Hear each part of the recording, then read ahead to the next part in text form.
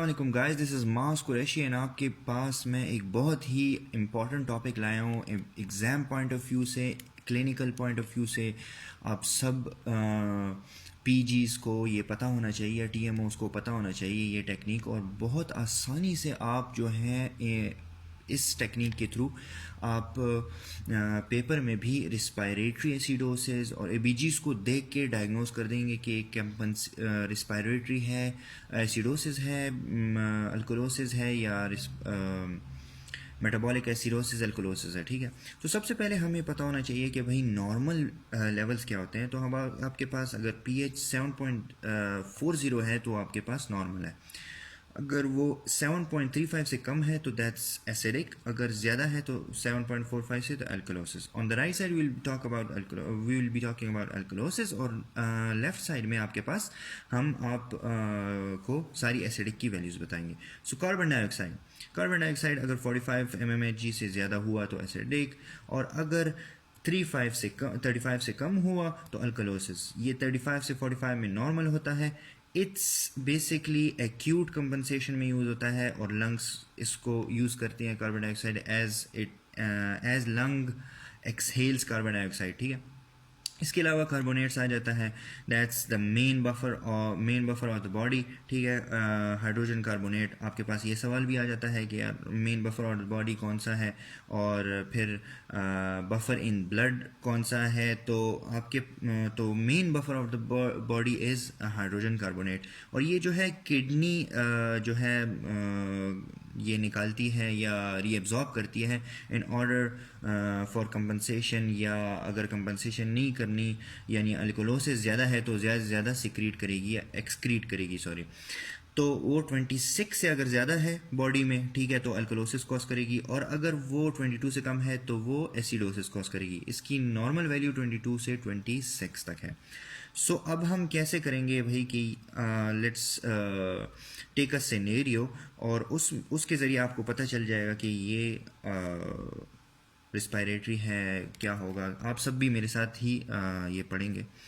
तो हम एक सिनेरियो लेते हैं, हम एक पीएच लेते हैं भाई 7.30, ठीक है, और फिर लेते हैं हम कार्बन डाइऑक्साइड की वैल्यू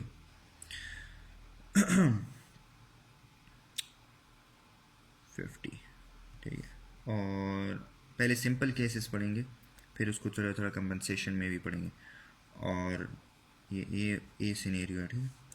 तो और कार्बन डाइऑक्साइड आपके पास हो जाएगा भाई 22, ठीक है, या 24 कर रहे हैं, ठीक है। अब हम इसका एक टेबल बनाते हैं, सही है, जिससे आप इजीली वो कर सकेंगे। तो जो कि मैंने भी अपनी क्लिनिकल ईयर्स में यूज़ किया है और यूज़ करता रहूँगा। तो आप एक जगह पे आप लिख लोगे नॉर्मल, एक जगह पे आप लिख लोगे एसिडिक, एक जगह पे आप लिख लोगे बेसिक। अब आप मुझे बताओ कि पीएच जो है वो एसिडिक है या बेसिक है। As you can see acidic है, तो हम पीएच को यहाँ पे लिख लेंगे। अब बताओ कि यार कार्बन डाइऑक्साइड अगर 50 कार्बन डाइऑक्साइड 50 है, यानी 45 से ज़्यादा है, यानी हमने पढ़ा कि 40 एसिडिक है, तो हम ये क्या करेंगे, यहाँ पे कार्बन डाइऑक्साइड लिख लेंगे। अब ये बताओ कार्बोनेट कितना है, ये नॉर्मल है, तो हम नॉर्मल में लिख लेंगे कार्बोनेट, ठीक है। तो अब क्या हुआ, पीएच कार्बन डाइऑक्साइड साथ साथ है, तो यानी कि रिस्पायरेटरी एसिडोसिस, सिंपल, ठीक है। अब इसके अलावा हमारे पास अब ये सिंपल है, सिंपल, ठीक है। अब दूसरा सिनेरियो लेते हैं जिसमें हमारे पास पीएच जो होगा वो 7.50 होगा, कार्बन डाइऑक्साइड हमारे पास होगा भाई 45, ठीक है, और कार्बोनेट हमारे पास होगा भाई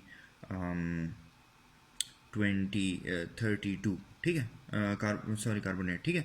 तो फिर हम इसी तरह ये बना लेंगे, ठीक है, और इसको नॉर्मल लिख लेंगे, इसको एसिडिक लिख लेंगे, और इसको बेस लिख लेंगे, ठीक है। अब पीएच आपका क्या है, बेस है, तो आप पीएच यहाँ पे लिख लोगे। फिर आप देखोगे भाई कार्बन डाइऑक्साइड किधर है, 35 से 45 नॉर्मल है, तो आप कार्बन डाइऑक्साइड को नॉर्मल में लिख लोगे। फिर आप जो है कार्बोनेट क्या है वो, अगर 26 से ज़्यादा है तो अल्कलोसिस है, यानी 32 यानी 26 से ज़्यादा है तो आप बेस के नीचे कार्बोनेट को भी लिख लोगे। तो दिस इज़ मेटाबॉलिक अल्कलोसिस, ठीक है, मेटाबॉलिक अल्कलोसिस। अब हम तीसरे सिनेरियो पे आते हैं जहाँ पे आपके पास होगा कि आपके पास होगा इसी तरह अगर आपके पास रेस्पायरेटरी आ जाए सी, पीएच होगा आपके पास 7.50 इसी तरह, और कार्बन डाइऑक्साइड आपका होगा भाई 25, और कार्बोनेट आपके पास होगा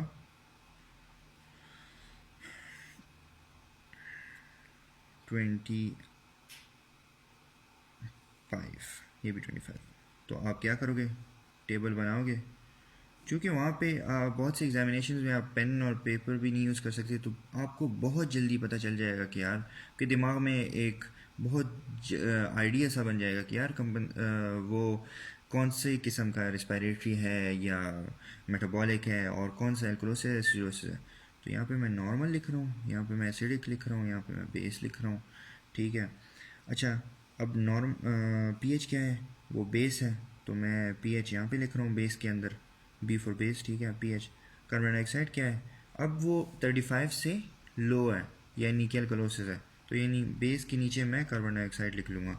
तो हमें पता तो लग गया भाई कि यहाँ पे जो है रिस्पायरेटरी अल्कलोसिस है, सही है। यानी कि आपके पास क्लिनिकली क्या होगा। अच्छा, यहाँ पे जो है एसिडोसिस में क्या होगा, आपके पास स्लो रेस्पिरेशन, हाइपोकैप्निया होगा। हाइपोकैप्निया जिसको हम कहते हैं, यानी कार्बन डाइऑक्साइड जब बहुत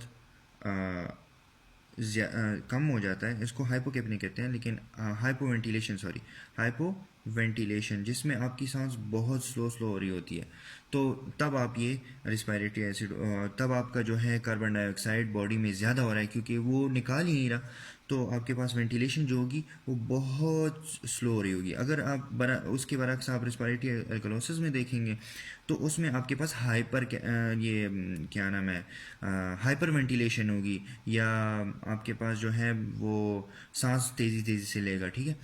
और इसके अलावा जो है कार्बोनेट आपके पास है नॉर्मल में है, ठीक है, तो यानी नो कंपनसेशन, तो ये रिस्पायरेटरी अल्कोलोसिस होगी, ठीक है। अब सिंपल सा टेक्निक है ब्रोस, अब यार पेज टर्न कर लेते हैं।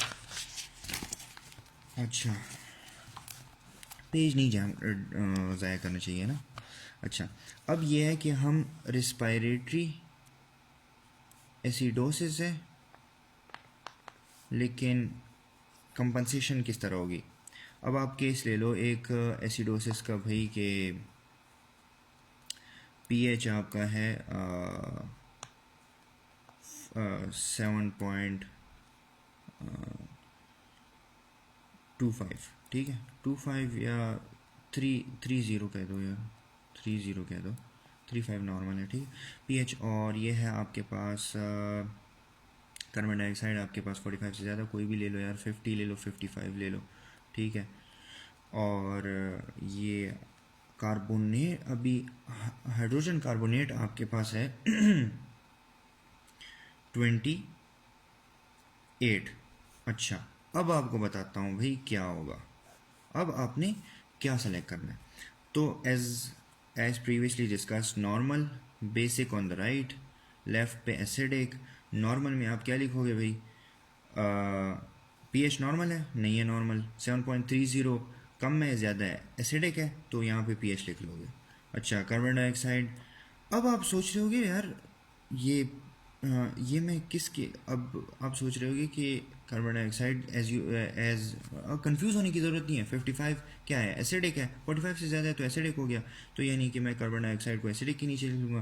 कार्बोनेट क्या है, ये है 26 से ज़्यादा यानी अल्कोलोसिस है, यानी बेस में मैं लिखूँगा ये, तो मैं कार्बोनेट को यहाँ पे लिख लूँगा, यानी कि पार्शली, अगर फॉर एग्जांपल ये है पार्शली कंपनसेटेड, ठीक है, पार्शली कंपनसेटेड, अगर आपके पास पीएच जो है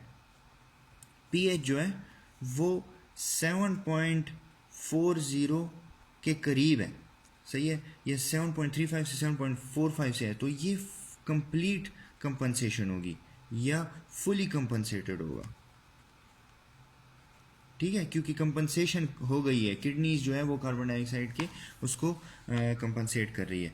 अब इसी तरह अगर आप एक दूसरा केस ले लें आप लोग के लिए, अगर पीएच आपका जो है वो अल्कोलोसिस में यानी कि 7.50 में, और कार्बन डाइऑक्साइड जो है वो आपका चलो 55 ही है, लेकिन कार्बोनेट जो है आपका वो है 20 या 30 कर दें, सही है, तो हम उसी तरह वही करेंगे, राइट साइड पे बेसिक यानी कि पीएच को, बेस है ना, पीएच इसके अंडर लिख दिया क्योंकि बेस है ये, और इसके नीचे हमने लिख देना है यार कॉज क्या हो सकता है, बेस क्या है इसमें आपका, ठीक है, तो आप लिख लोगे कार्बोनेट। वीडियो बहुत बड़ी हो गई है यार, सॉरी गाइज, लेकिन ये बहुत ही इंपॉर्टेंट टॉपिक है तो इसलिए मैंने अपलोड करने में भी टाइम लगता है यार काफ़ी, लेकिन hope you like the video.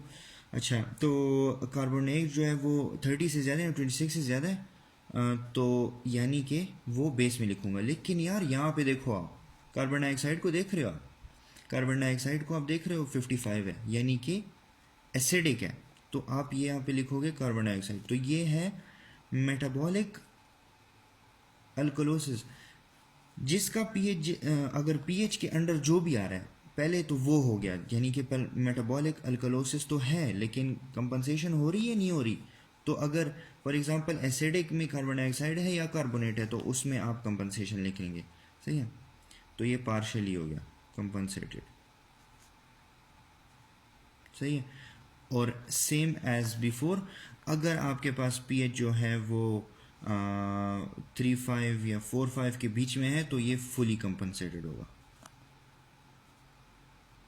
Hope you like the video. Do subscribe and follow my channel MSQ Productions, and do comment अगर कोई आपको डिफ़िकल्टी हो रही है तो, ताकि मैं और भी ऐसी वीडियोस बना सकूं जिसमें आपको ईजी हो, फील हो। Thank you so much.